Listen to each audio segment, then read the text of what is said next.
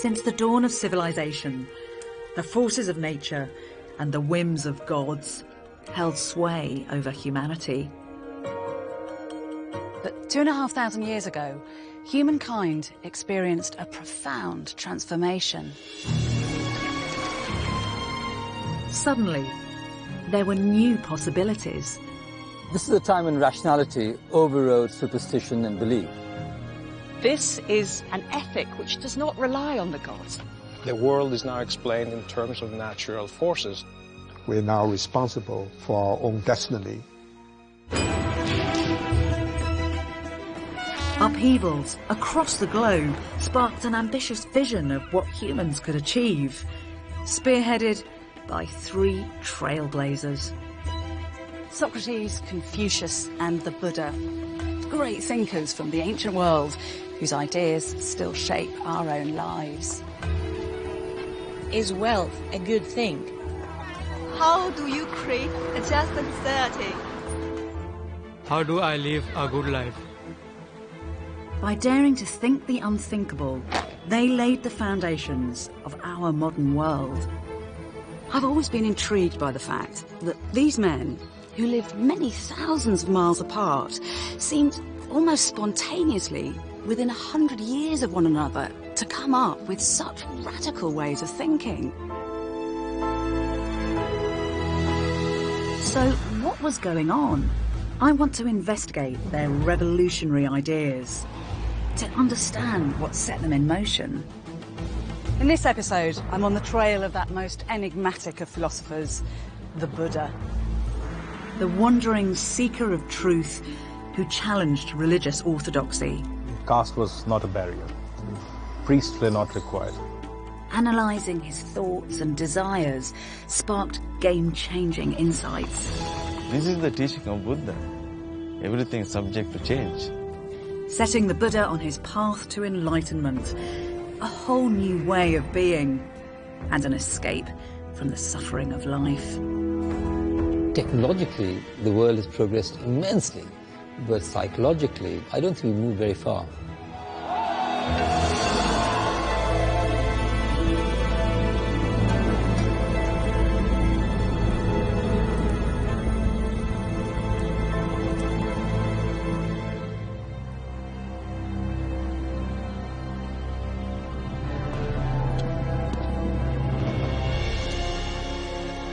Around 2,500 years ago, a young man made a life-changing decision. We're told that in the dead of night, he left home, pausing just once to take a last look at his wife and newborn son. He then slipped out silently into the darkness. It was the start of a journey that would take him from the foothills of the Himalayas and end here on the plains of northern India. His mission was to make sense of human life. For me, it's genuinely exciting that what the Buddha discovered 25 centuries ago continues to inspire hundreds of millions of people across the globe. As a religion or belief system, Buddhism has evolved, taking diverse forms within different cultures. And as a philosophy, its relevance is undiminished by time. The fact it's still on the rise shows it's a potent way to navigate our modern times, passed down from the ancient world that the Buddha inhabited.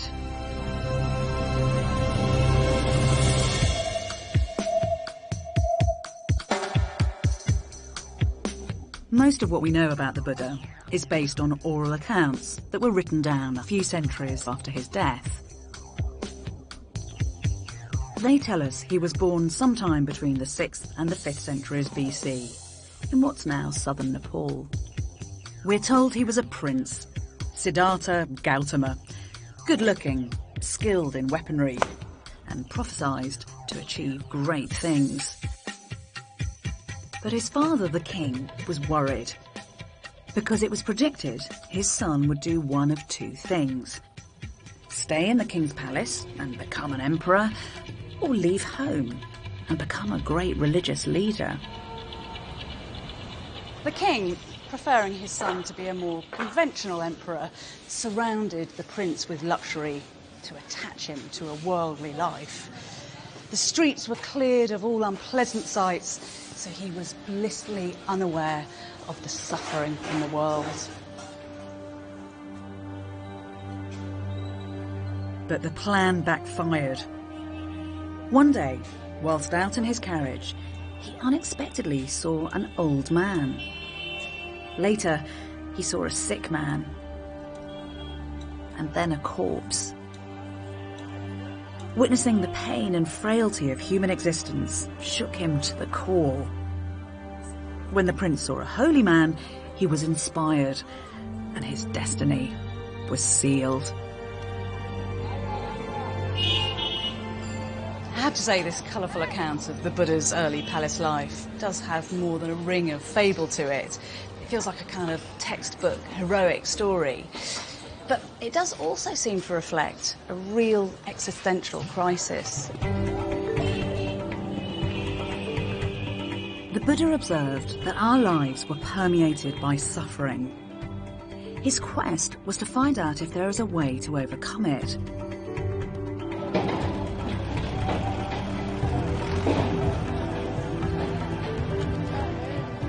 He left the remote Himalayan foothills and headed south, abandoning everything: his privilege, his family, his homeland. A small tribal state, it was run by a council of prominent men from one clan called the Sakyas. Now, it looks as though his father was probably a clan leader from a prosperous family, not the great king that we always hear about. As the Buddha headed south, he experienced the cultures of neighbouring states for the first time.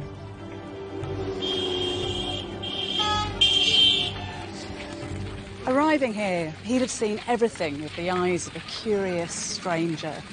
Just like those other groundbreaking philosophers of his day, Socrates in Greece and Confucius in China, he was the very definition of what it is to be a questioning human.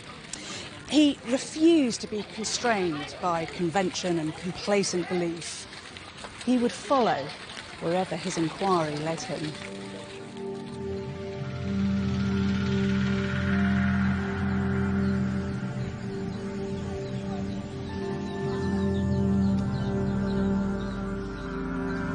One of the first things the Buddha would have encountered was the religion of the Brahmins, a priestly caste who dominated the cultural landscape of the Indian world.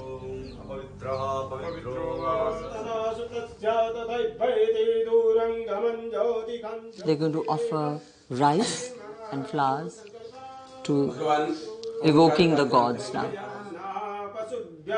Brahmins were responsible for reciting the Vedas, an ancient body of divine teachings and hymns in sacred spaces and in people's homes, just as they do today.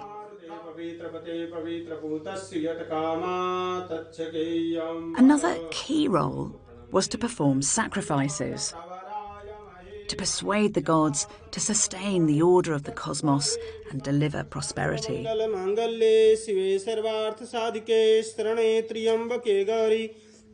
They memorized all the old scriptures. You've seen how the Brahmins here have been just chanting one after the other. They can go on like for 3-4 hours. They memorized all the rituals. They knew what vibrations, what food, how the water should be, how the earth should be, what space is required. They had all the understanding of how to communicate with the gods. What kind of ritual were they in charge of? If somebody had died and you need to do the last rites, it was the Brahmin who would come to do it. If there was a drought, you'd get the Brahmin to evoke the rain god. The whole life depended then on the priest, the Brahmin, who had the knowledge. That must have given them real power. They've always dominated the rest, whether you call it the caste system or the different levels. So they had the highest top position, and then came the warrior community, the Rajputs, the fighters, the rulers. Then came the business community, which is the Vaishnavas. And then came the community that did the service, the cobblers, the blacksmith, and that was the Brahmanic society.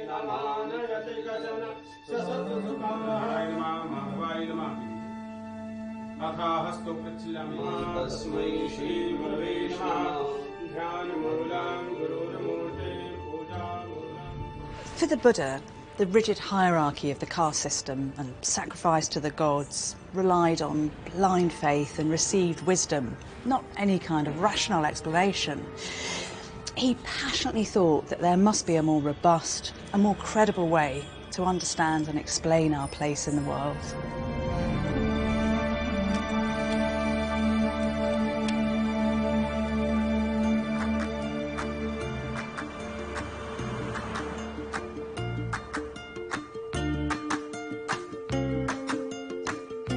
The Buddha's journey continued on, down to the Ganges plain.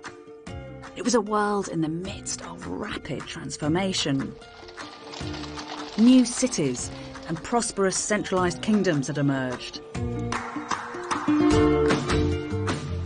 The Buddha is said to have entered one, the kingdom of Magadha, and spent time here in the royal capital, Rajagriha. Along these rampart walls, you can still experience the ancient city as the Buddha would have known it. The streets of the city here would have been crowded with brightly painted carriages, bringing gold and silver, pearls and blue lapis lazuli, sandalwood and rich cloths.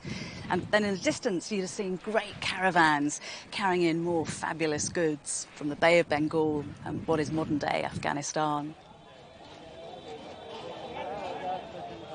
There's a lot of evidence in the literature for this time that cities were expanding. But do we get evidence in archaeology too? We get lots of evidence. This is the period when cities were emerging and expanding all over the country. I mean, these are lovely little belongings here. Did these all come from cities? All of them did. You can imagine the people who used them. Look at this, for instance. This is a razor. That's great. I love it. I love it when design doesn't change. That's exactly the same as a razor today. That is one heck of a doornail. So that's quite some door that's holding together. And these are lovely as well. It looks like very fine dining ware, is it? It is. This is a very special kind of pottery that must have been used only by very rich people for very special occasions. So do you think, I mean, this kind of different way of living is affecting how people feel about their lives? Yes, absolutely. And the city must have been a very exciting and also unsettling experience for somebody who'd walked into one of these cities from a village. Because something new is emerging, but the old ways of life and the old kinds of social relationships are dissolving. This is a time when you have unprecedented and I think unparalleled level of questioning about what it means to live in the world and how one should live one's life, and all kinds of questions that concern us very deeply.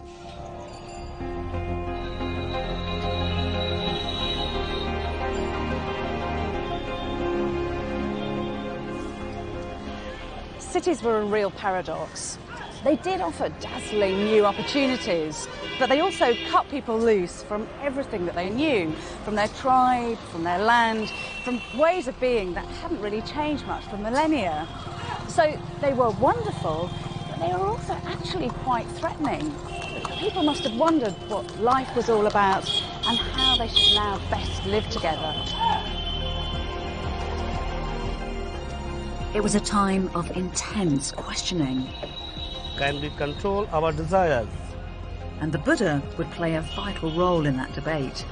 What is justice? By now deep into his own personal quest, he engaged with the most intractable question of all. What happens to us when we die?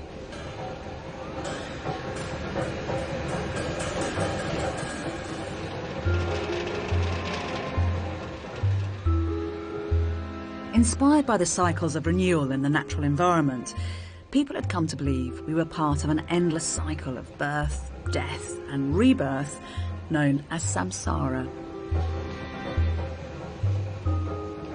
Samsara is a powerful idea that was really current at the time of the Buddha, the idea of a birth followed by rebirth in the cycle of time.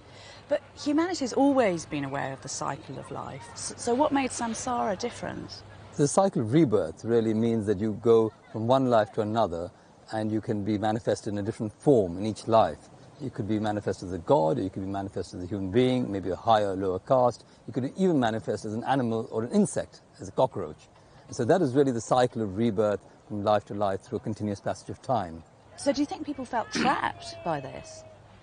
You can imagine somebody thinking that at each birth he has to go through the travails of life, of sickness, old age, death, and then rebirth, and the whole cycle goes on. And so it's tedious. I mean, it's suffering, because the existential reality was not one that they felt was bliss. So did people try to work out a way to release themselves from this trap? Yes, the great quest at that time was to find ways out of that cycle of rebirth and re-death.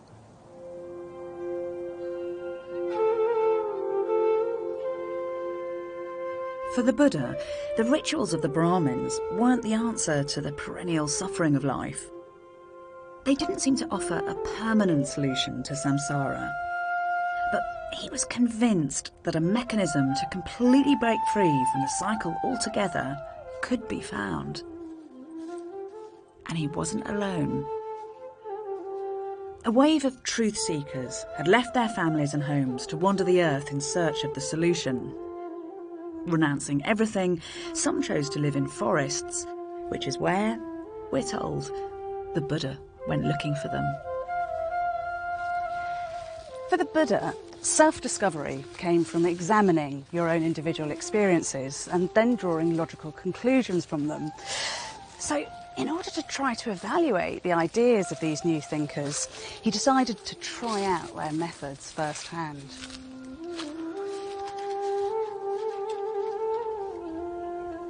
One of these wandering truth seekers was a man called Alara Kalama. Now, the solution to the problem of samsara, as he saw it, lay in directly experiencing the permanent, the eternal part of ourselves, the part that survived every rebirth.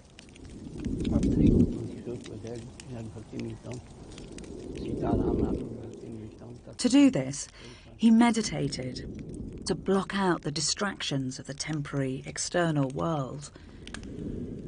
Freed from physical and mental interference, such seekers could focus on their goal, to fully merge their eternal soul with its cosmic counterpart, a kind of universal soul, the highest reality.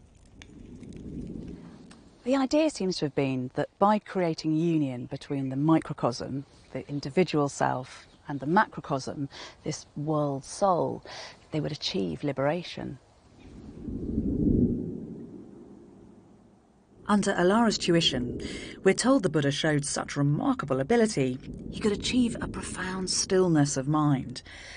So much so, Alara offered him joint leadership of the group. But he refused. He found that once he came out of meditation, he was just returned once again to the same fundamental problems of birth, sickness, old age and death. It didn't give him the transformative experience that he sought.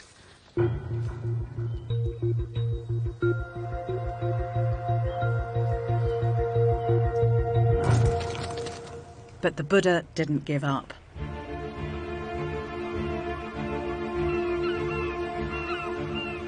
It's said he next experimented with the techniques of a different type of renouncer who focused on extreme forms of self-denial.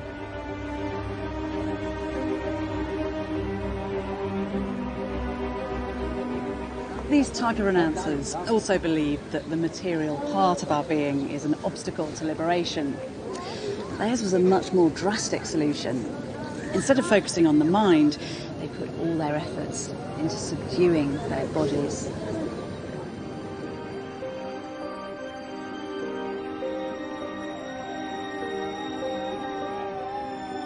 Some groups believed that all human action left a negative dust on our soul, weighing us down in this life and trapping us in future rebirths.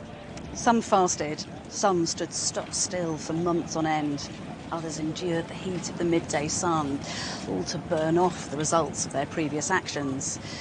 Extreme measures to allow space for the permanent soul to expand to the size of the universe, eventually liberating them from samsara.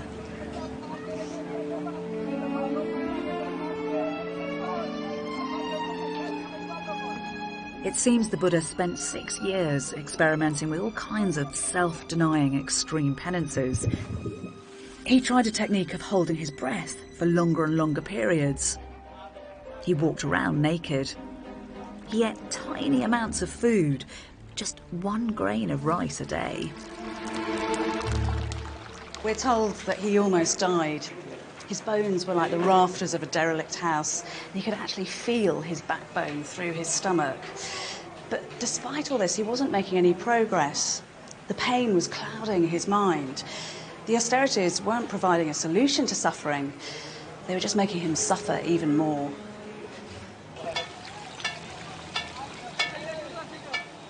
So he abandoned the path of self-denial by eating a bowl of rice porridge, disappointing and angering his 5 fellow renouncers. 6 years of hardship, experimenting with different methods, had come to nothing. Now he would go it alone in his quest to break the cycle of samsara.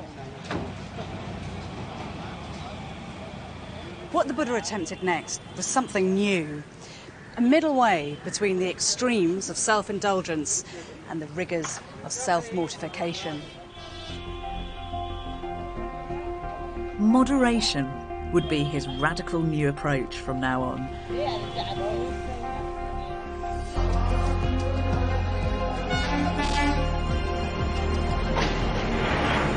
The Buddha's change of tack would bring greater clarity to his examination of the human condition.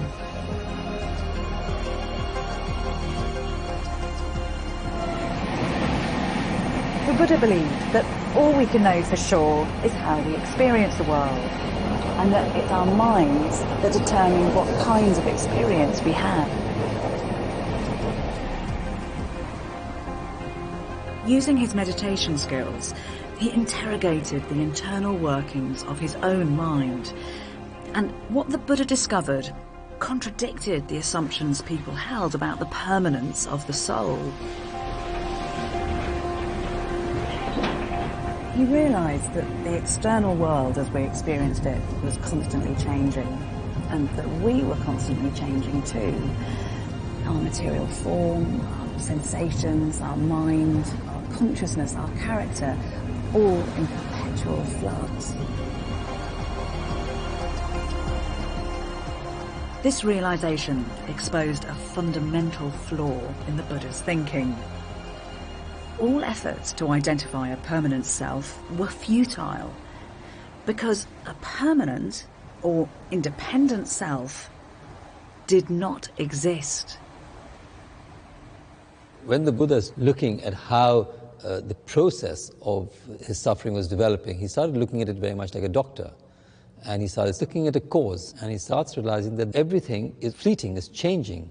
There's nothing that he can put his finger on as a cause, and starts realizing that actually the cause is the identification with an I. There's no such thing which you can just pinpoint at a certain point in time and say, okay, this is it. But it changes in the next moment. So I think that realization that everything is impermanent leads to the idea that the permanently existing entity of a soul is a concept. Just explain to me, because I can't quite get my head around this. What does it mean to have no self? What did he mean by that? I'll give you an example. For example, let's say, okay, Bettany, when were you born? And you say, I was born on so-and-so date and so-and-so year. And I'd say, really? Weren't you born 9 months before that? You say, yes. And I'd say, weren't you and your mother and father before that? If I took your mother out of you, you're not Bettany anymore. Bettany is made of non-Bettany elements. Bettany is the sunshine, the earth, England. And then you suddenly start realizing that there was not a single point when Bettany came about. So in Buddhism, we don't talk about creation, we talk about manifestation. It's not denying that you exist. We exist. But it's denying that we have an intrinsically independent entity. The Buddha believed the idea of a permanent self wasn't part of the solution. It was actually at the root of the problem, because it made us selfish, self-absorbed. It created insatiable craving that enslaved us to transient earthly concerns and kept us trapped in samsara. To rid oneself of this deep-seated delusion of self was the way to liberation. That realization allows you the freedom not to get caught in the I, me, mine, which is really the fundamental cause of suffering. And then he says, oh, then there is a way to overcome suffering. That's a sort of aha, wow.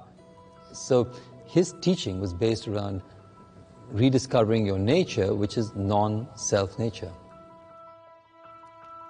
The Buddha's self-analysis revealed the answer.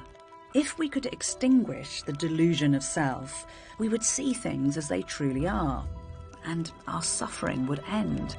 We had the capacity to take control of our lives. The Buddha seems to have recognised that there's a plasticity to our minds and characters. Living in the world with the right attitude is fundamentally empowering. Basically, know yourself and the world is yours. It's cognitive psychology, 25 centuries before the phrase is invented.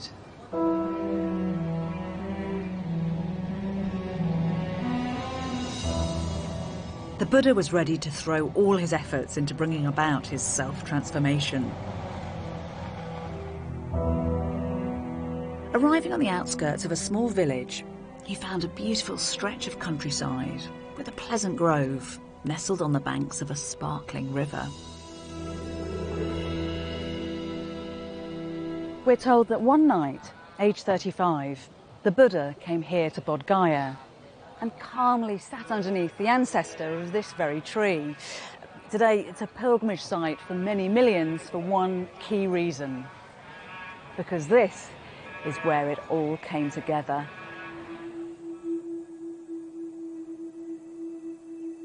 The Buddha entered a deep meditative state in which he experienced a vast number of his previous lives. He describes a cycle of many life forms and realms of existence. From hell beings and animals to humans, through to more abstract levels of consciousness. Yet all these forms were subject to samsara. Even a god would eventually die and be reborn. But finally, the Buddha moved beyond these states. Searching deep in his humanity, he was able to root out and permanently extinguish craving, ignorance, and delusion. He had finally broken free of the cycle of death and rebirth and attained enlightenment, nirvana. Unshakable is the liberation of my mind. This is the last birth. For me, there is no more renewed existence. Later, the Buddha would discourage speculation about the nature of nirvana. Describing it was like asking what happened to a flame once it had been blown out. And yet, this was no less than a solution to the human condition without the need for heavens or gods or metaphysical knowledge. This was a state of pure liberation, directly experienced from within.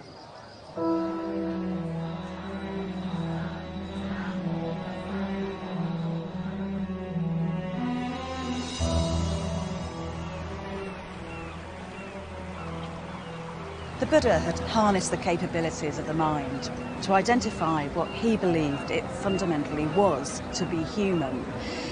Extinguishing desire and hatred and delusion had allowed him to fulfill his full potential. Now he can live with absolute wisdom and compassion. The Buddha found he had a new mission: to share what he'd experienced.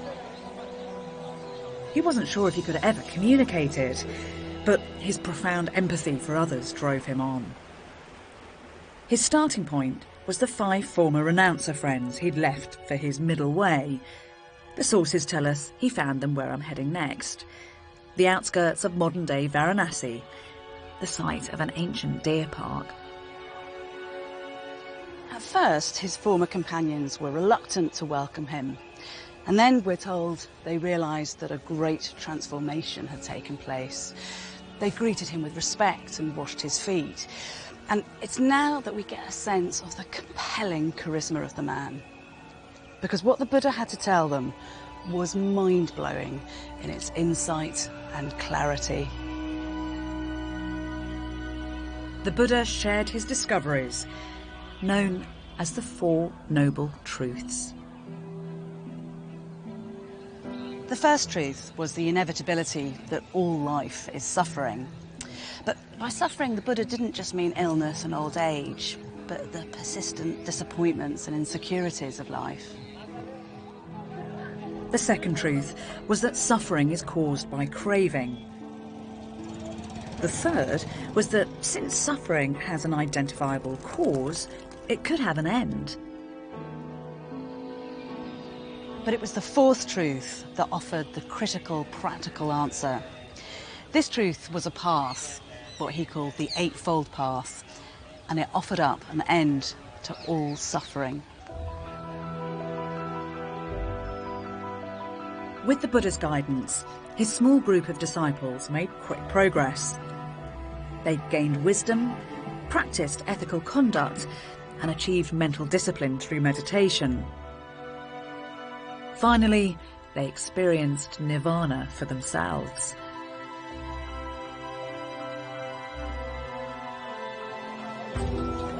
But whilst liberation was in theory open to everyone, in practice many couldn't afford the time and the effort. The Buddha, however, had a message of hope for those who remained trapped in the cycle of death and rebirth. By completely reformulating the long-established concept of karma. Traditionally, karma referred to significant action, which it was believed could improve the quality of our rebirth in the next life.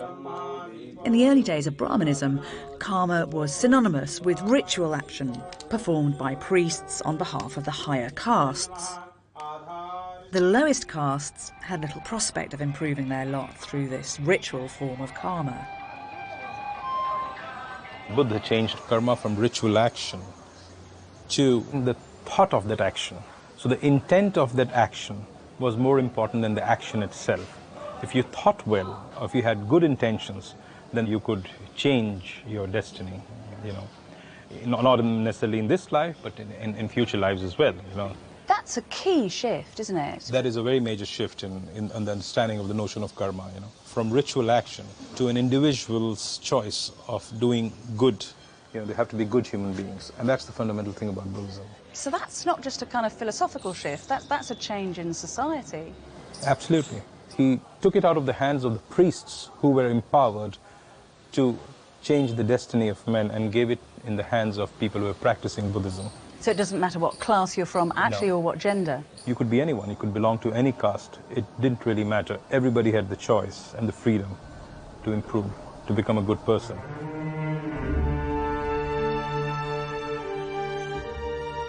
The Buddha's take on karma was liberating.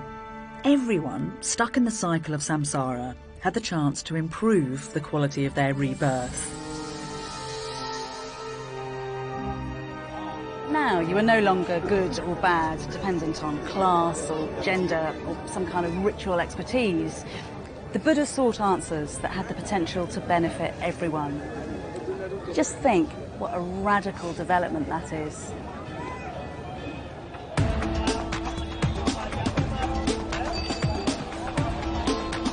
The Buddha's democratization of karma attracted the attention and support of one class in particular: the merchants and traders who'd fueled the rise of Indian cities. According to the conventions of Brahmanism, contact with anyone outside your caste resulted in contamination. But of course, by definition, merchants were interacting with different people and different cultures the whole time. Now, Buddhism didn't have any kind of a problem with that. Some merchants felt disadvantaged by the caste system. The Buddha's inclusive message gave them a greater sense of place in society and channeled their aspirational instincts. The wealth of merchants, like good karma, was by its very nature meritocratic. It wasn't in some way preordained, it was won and accumulated through your own efforts. The Buddha's take on the ancient ideas of karma offered ordinary people a way to a better moral life. He helped to create the belief that action and intention in our everyday lives had real consequences. Coins like these were a brand new common denominator, just as karma was now a kind of moral currency for Buddhism. It's easy to imagine how with things like these in your pocket, you could understand how you could secure future benefit by building up merits. The Buddha had revolutionised ethics. We could no longer blame any external force, like a god, for our decisions. We were entirely responsible for our own moral condition. The buck stopped with us. In essence, this is the same rallying cry that we hear from those other great philosophers of the age, Socrates and Confucius. To find answers to the universe, first look within. Be your own lamp, said the Buddha. Seek no other refuge. These are exciting thoughts. The idea that you don't just have to be a victim, but a master of your own fate.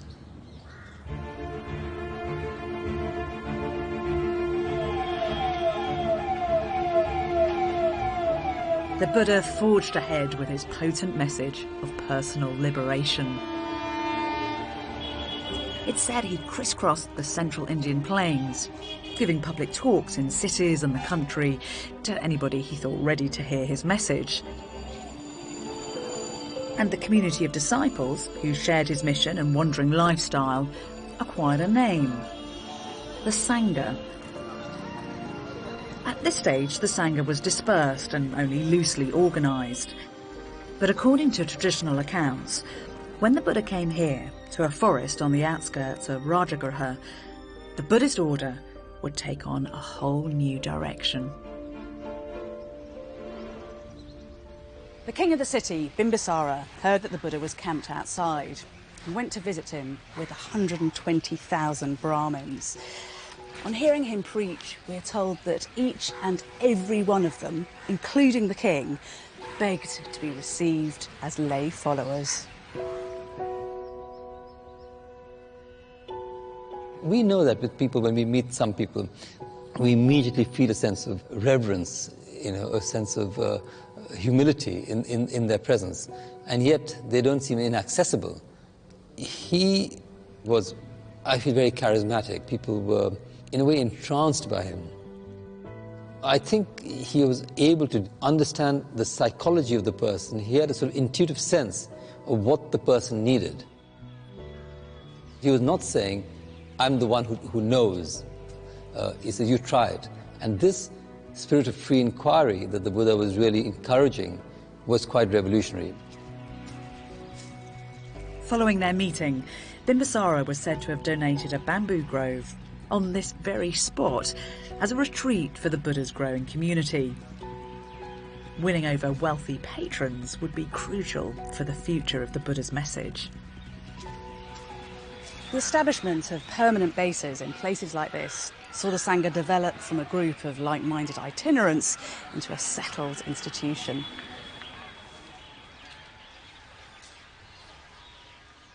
The Sangha at Rajagriha became the model for something entirely new. Soon, a network of monasteries, the first known monasteries in the world, sprang up. Places where the Buddha and his travelling disciples would stay during the monsoon season.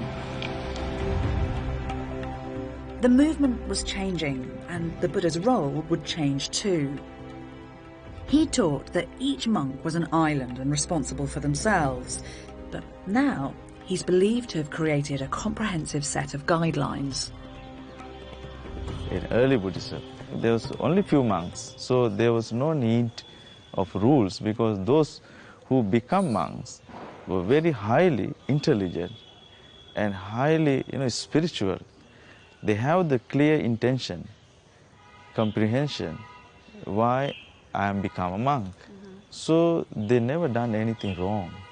But gradually, when the numbers growing up to maintain excellence, peace and harmony, he prescribed the different rules and the discipline. And amazing to think that 2.5 millennia later, you're still living by those rules. I think we need more rules because in the modern time, because we have to face so many things. That time only India, now there is a whole world. There are 227 rules for monks, enacted every day. And it is amazing to think that in these words, we could be getting a glimpse into the mind of the Buddha and his early followers. The Buddha's thought to have adapted his rules in an ad hoc way.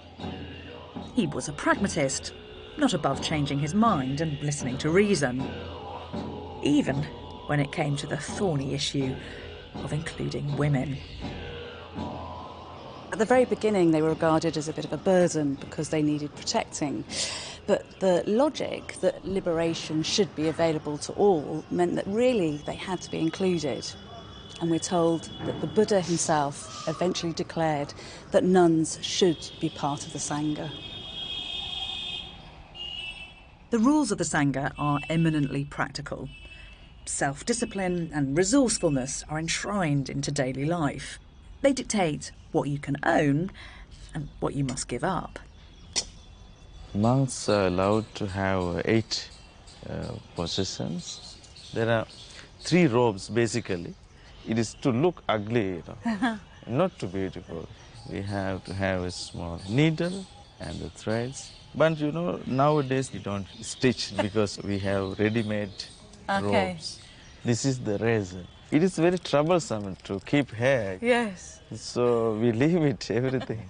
This is the ball. Begging bowl of a monk. So this, you collect food and drinks, alms from other people. And why do you get your food from outside? Why don't you produce it yourself? Because monk has to depend on the people, the society. So we have gratefulness and gratitude. So what we return to them, our compassion and wisdom. Monks can be a guide to the people, to the society, to show the path to wisdom, to show the path to peace, and to show the path to happiness. Apart from that, monks has no other connection, relations to the lay people whatsoever. But you've had to leave your family in order to become a monk. Yes. In fact, family life is always full of that kind of miseries, that kind of obstacles and troubles, so many.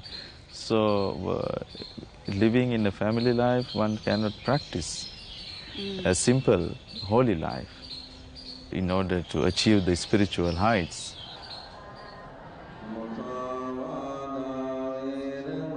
When monks leave home, it can be hard for those left behind.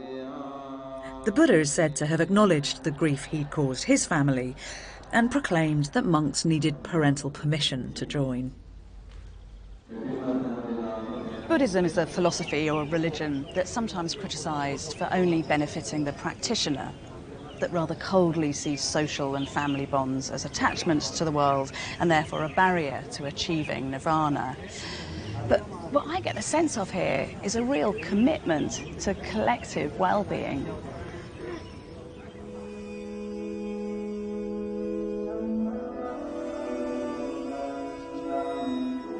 The Buddha hadn't shut himself away after his enlightenment.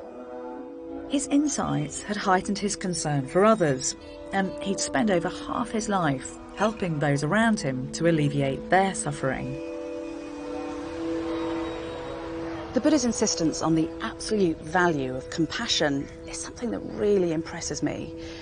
Just listen to these words of his, some of the very earliest ever written down.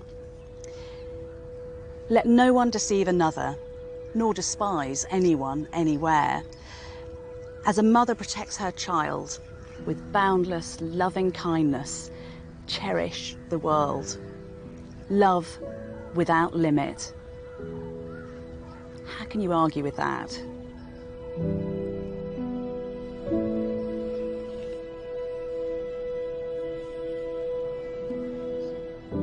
By tirelessly expressing and explaining his ideas, the Buddha had nurtured a committed following, dedicated to his principles of intellectual rigour and deep humanity. But the Sangha couldn't rely on the leadership of its founder forever. We're told that when the Buddha reached his 80s, thoughts turned to the continuation of his message. His faithful attendant, Ananda, asked what would happen to the Sangha after he died. He said, "The Sangha doesn't need a leader. It just needs my Dharma, my teaching."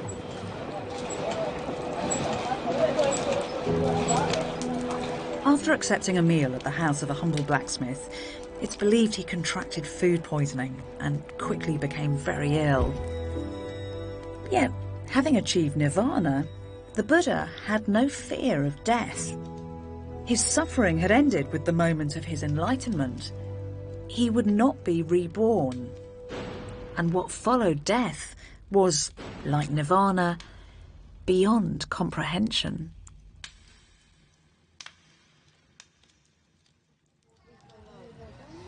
Just before he died, he told his fellow monks to simply keep seeking enlightenment. It is the nature of things to decay. Be attentive, and you will succeed.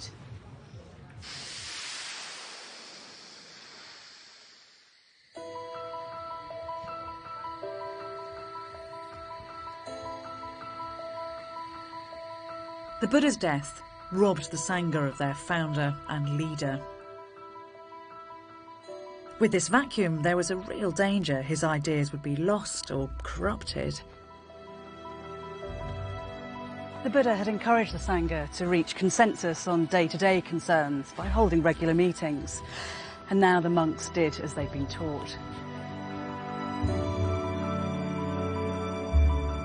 They're said to have convened a council of 500 prominent monks here to this cave to determine the content of Buddhist doctrine. Ananda recited the sermons and the teachings of the Buddha. Another monk, Upali, recited the monastic rules. They now had a definitive account of the Buddha's ideas.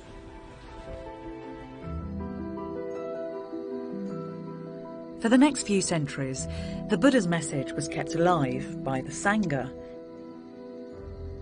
But ironically, Buddhism's expansion to the wider world would come courtesy of a despot.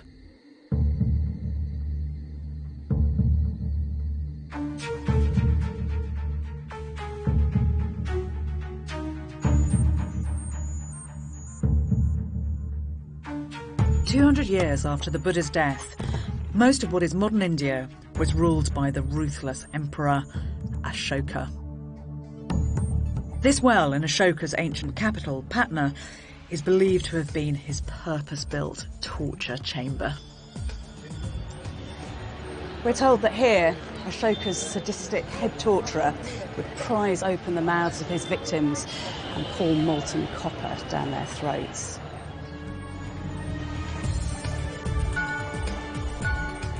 But then, around 262 BC, following a particularly pitiless and bloody victory, Ashoka suddenly had a sickening realisation of all the suffering that he'd caused, and his change of heart could not have been more dramatic. Invoking the non-violent teachings of the Buddha and declaring his heartfelt remorse for all his murderous actions, he vowed that from here on in, he would govern righteously. The reformed emperor set his new beliefs in stone. He sought out sites associated with the Buddha's life and erected pillars up to 15 metres high. In doing so, he marked them out for the benefit of future pilgrims. He had inscriptions like this, carved into stone, right across his empire. But these edicts didn't lionise his victories in battle. Instead, they declared his revulsion of violence and urged his subjects to live moral and compassionate lives. Ashoka gave up conquest and abolished the death penalty. He liberated slaves, set up free hospitals. Animal sacrifice was banned in the capital, and a wide range of animals, including parrots, tortoises, porcupines, became protected species. He sent missions out of India, taking Buddhist principles to Sri Lanka, the Middle East, and across Asia. Buddhism would continue to dominate the Indian subcontinent for the next 1.5 millennia. Wealthy patrons donated generously. Stupas containing what were said to be relics of the Buddha and sculptures depicting his life emerged across the landscape. But to my mind, the greatest legacy of this time is here at Nalanda.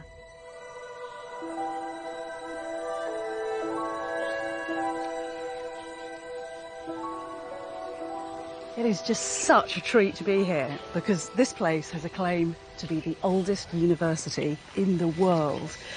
We know there was a serious educational establishment here from at least the 5th century AD, and you have to try to imagine it in its heyday. It would have been buzzing with international scholars who came from as far afield as Indonesia, Tibet, China, Turkey and Japan. It had a huge campus with thousands of students. 200 villages supplied the students' practical needs. Maths, politics, literature were all studied here, but there was particular emphasis on Buddhism. Thousands of Buddhist manuscripts were housed in a 9-storied building. It was the envy of the medieval world. One Chinese scholar clearly adored it here. There are richly adorned towers and fairy tale turrets. Roofs covered with tiles that reflect the light in 1,000 shades. There are observatories and the upper rooms tower above the clouds. These things add to the beauty of the scene. Renewed interest in Nalanda's legacy of inquiry has been led by Nobel Prize-winning economist Amartya Sen. Do you think that the Buddha would have approved of what went on at Nalanda? I should think that he very much would have approved. It was inspired by his ideas. It's inspired by the idea that we have to solve problems by reflection, by knowledge, by critical examination. You know, he tried fasting and it didn't do anything for him. And he decided that by torturing the body, you don't improve your mind. You improve the mind by cultivating the mind. Some people might think it's counterintuitive that Buddhism is being taught at Nalanda alongside maths and science and grammar, but it's part of that kind of practical understanding of the world, isn't it? Well, it's part of a Buddhist understanding of the world too, namely that you have to be concerned with those issues that move people, which includes mortality, disability, morbidity.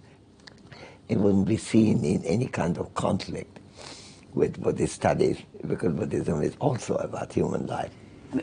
What would you say the Buddha has to offer the world today?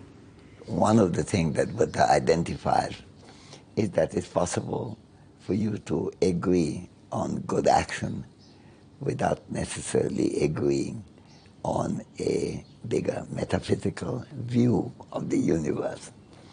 When I was fortunate to get the Nobel, I gave the bulk of that money to have elementary education, elementary healthcare, and gender equity. At the same time, I don't have any great belief in the religion and God. But it was the Buddha who changed the question from, is there God, to questions like how to behave no matter whether there is God or not. And I think that's a game changer.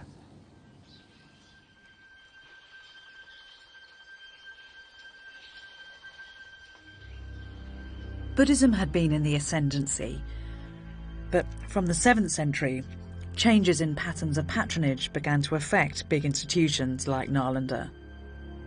Gifts from rich benefactors ebbed away. Brahmanism had always remained a strong presence, and people drifted back in greater numbers. It began to dominate state governance at Buddhism's expense. Muslim conquerors in the 12th and 13th centuries sacked monasteries and temples. Nalanda is said to have been put to the torch and to have burnt for 3 days. The Buddhist way of life all but disappeared in the land of its birth.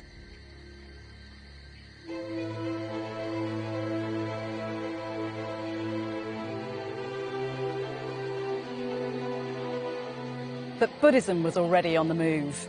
It had already travelled at a furious pace throughout Asia and would continue its journey to become a truly global religion.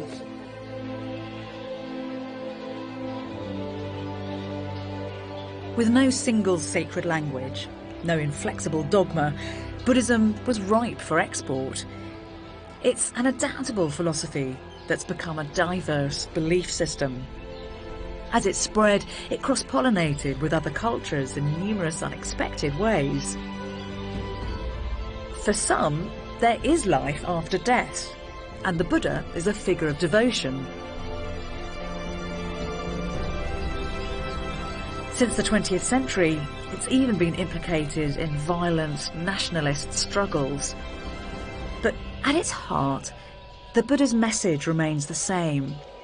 That whilst change is inevitable, we all have the power to direct that change. By gaining wisdom, we can reduce suffering.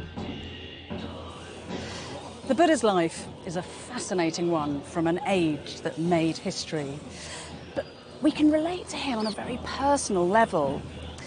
His need to find answers to the human condition in the here and now is one that I'd argue, deep down, we all share. He offers practical solutions to help overcome the desires and delusions which fuel hatred, jealousy and greed. And arguably, his greatest gift is deceptively simple, that it's compassion, empathy and knowing who we truly are that makes both us and the world better. Whether you're a Buddhist or not, the humanity and hope of that message still burns bright today.